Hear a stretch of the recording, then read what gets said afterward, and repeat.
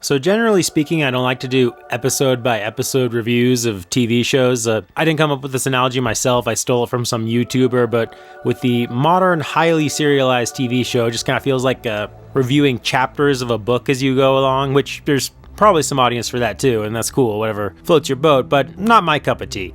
I like reviewing the whole book altogether, or the whole TV season, as it were. However, I'll make an exception here, at least for the first 2 episodes of Disney Plus's new Willow, do kind of a quick first impressions video, because this is personally notable.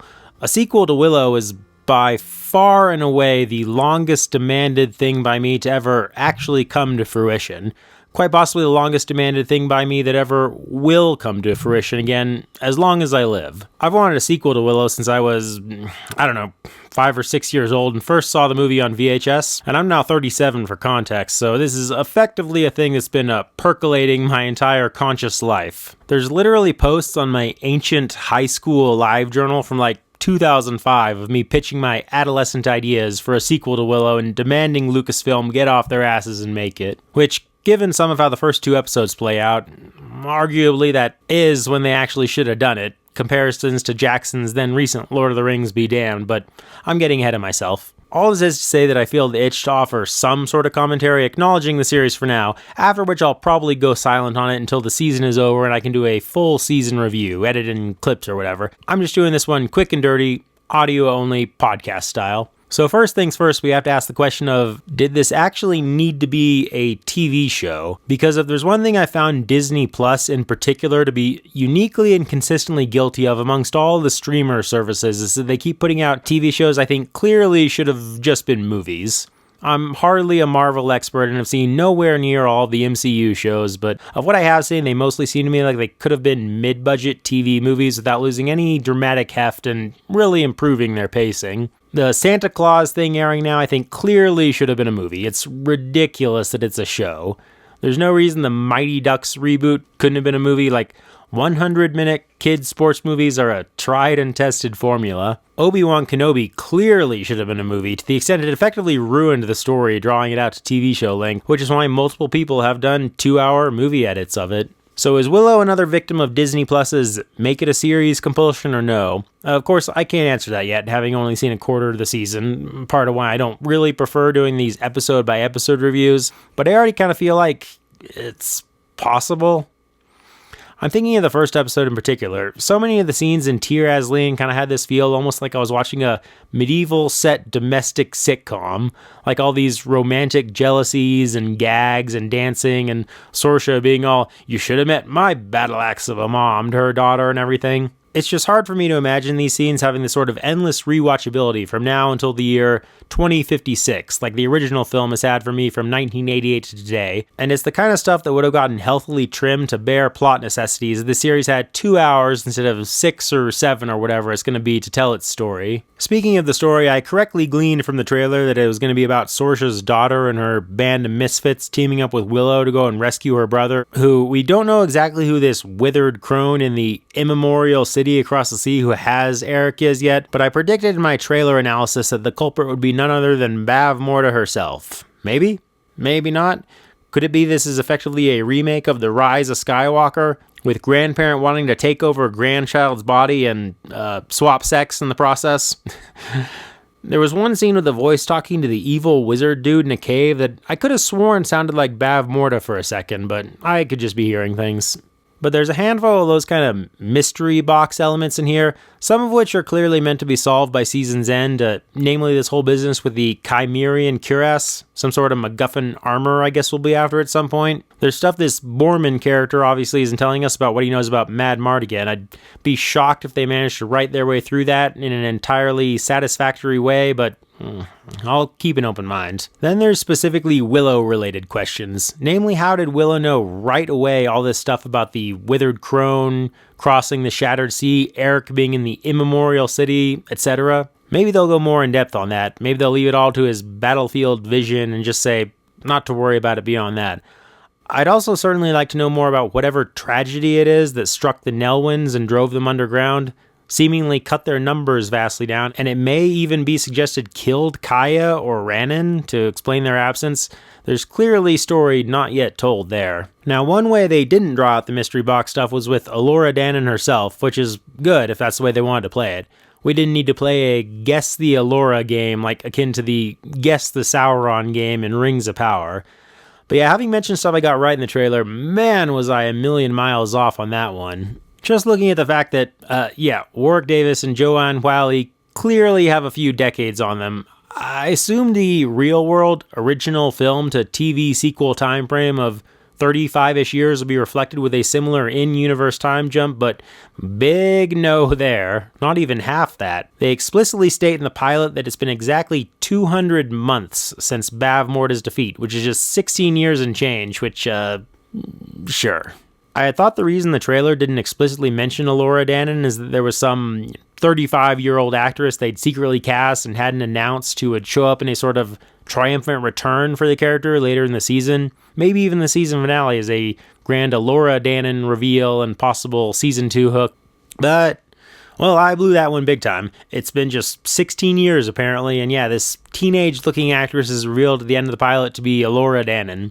Somehow blonde, which they hilariously kind of try to actually explain, and it is not convincing. And somehow they hid her away, as the show explains, within the castle of Tir Asleen.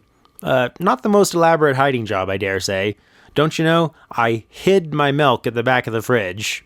But yeah, so like I said earlier, if they wanted to tell a teenage Elora Danan story, I think they probably should have made this way back around when they were making, I don't know, the first Chronicles of Narnia movie, but it is what it is. No use dwelling on or complaining about it unless that's all I'm gonna do. So we have Willow Ufgood and Elora Danan reunited, and he's training her in magic. With that strong hook of Elora and Willow together, I honestly don't even know if we need such a big party surrounding them, but it's a TV show, so I guess you need more characters and character relationships and character arcs to fill up screen time. Granted, I do like the Borman character. He has some funny lines and funny reactions and a good roguish presence. The Galadornian prince guy has a much more muted presence. I haven't decided yet where I stand on him. Half his lines seem to me like their rehearsal take made it into the final cut. The other two girls, Sorsha's daughter and her girlfriend, seem likable enough, but really, as long as you have Willow and Elora, that's where my main focus and interest will obviously be, as someone who's watched Willow like 900 times. As more simplistically plotted quest fantasy, indeed, plotting that runs clear back to rescuing a quote-unquote damsel in distress from black-robed dark lords, I would say that Willow feels somewhat like a show unmoored in time in these post-Game of Thrones days of fantasy, and yeah, it's of another era. But for me, that's certainly not by default a bad thing. So-called quest fantasy was my first love in all of fiction. Indeed, the movie Willow itself probably played a large role in that, along with Zelda and Final Fantasy games and assorted juvenile fantasy novels, and this subgenre will always have a place for me. I enjoy and respect House of the Dragon, but that doesn't mean I need all fantasy going forward to be that sort of gritty and densely political affair. There's always room in my heart for questing across kingdoms and seeking out magical artifacts and so on. But in execution, Willow leaves some things to be desired. I will say that the visual look of the journeying scenes, the landscapes, etc., look gorgeous. I don't know where exactly they shot it. Hell, maybe it's all shot in Lucasfilm's weird wraparound CGI screen studios for all I know. But if those are actually places location scouts found, they did a good job. They look great. But the action scenes so far struggle considerably more. The horse chase scene with the Bone Reavers, first off, the visual of these rough, skull-wearing raiders riding up over the most serene green grassy meadow just looked a little odd. And the bit at the end with the hero's horses going over that cliff, just the execution was not there on that. The water did not look deep enough for that to play as remotely believable. Each and every one of those horses would have snapped all their little horsey legs one by one as they landed, and the heroes would have been crushed or shot full of arrows. They really needed to rethink the storyboards and choreography for that scene. It made the escape by shield sledding in the original film look tame and down to earth by comparison. The Tir Asleen courtyard fight in the first episode was also a bit questionable. Just way too much fog to where it seemed like they were trying to mask a limited budget. Compare the Tir Asleen courtyard fight in the original film, and it's truly night and day, with this show being the dim and poorly lit night in the equation. Also, suspension of disbelief-wise, it just seemed ridiculous that the queen, the prince, and the princess were all out there fighting blade to blade with the enemy right there in the heart of the castle. There should have been 100. 200 armed and armored knights out there in seconds surrounding the enemy, not like 5 or 6 of them. That difficult suspension of disbelief extends to the quest itself.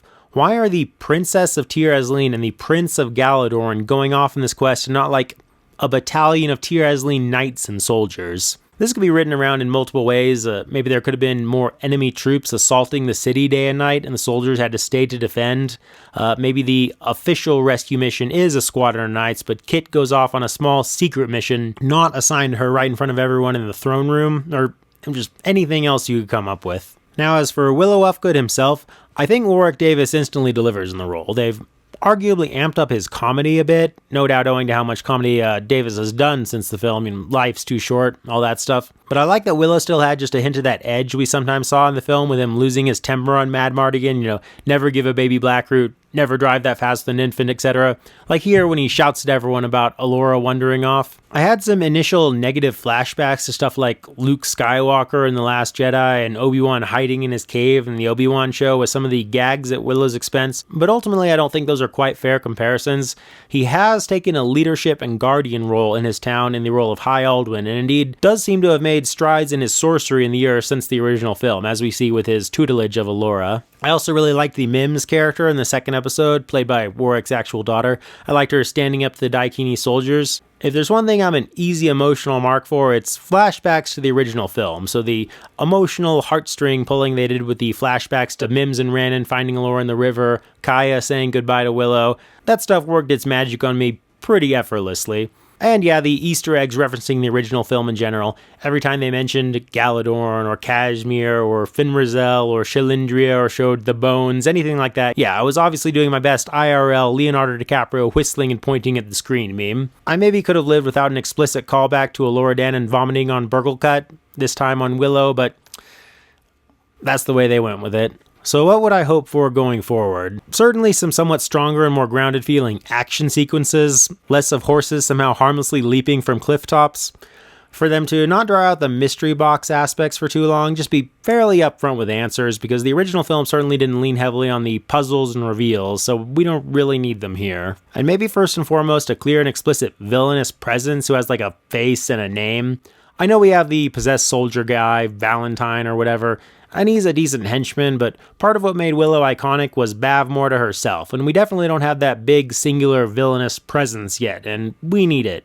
The sooner the better. And I guess I just like it to truly justify its existence as a TV show rather than a movie, but that remains to be seen. Obviously, I'll keep watching. Willow has been about as major a fandom of mine as a one-film series can be my whole life, since I was kindergarten aged, so I'm clearly watching this to the end, and once we reach that end, I'll give my full thoughts on the season, be they positive, negative, anywhere in between, and give thoughts about any potential future for the Willow-verse from there. So we will talk then. Later, everyone.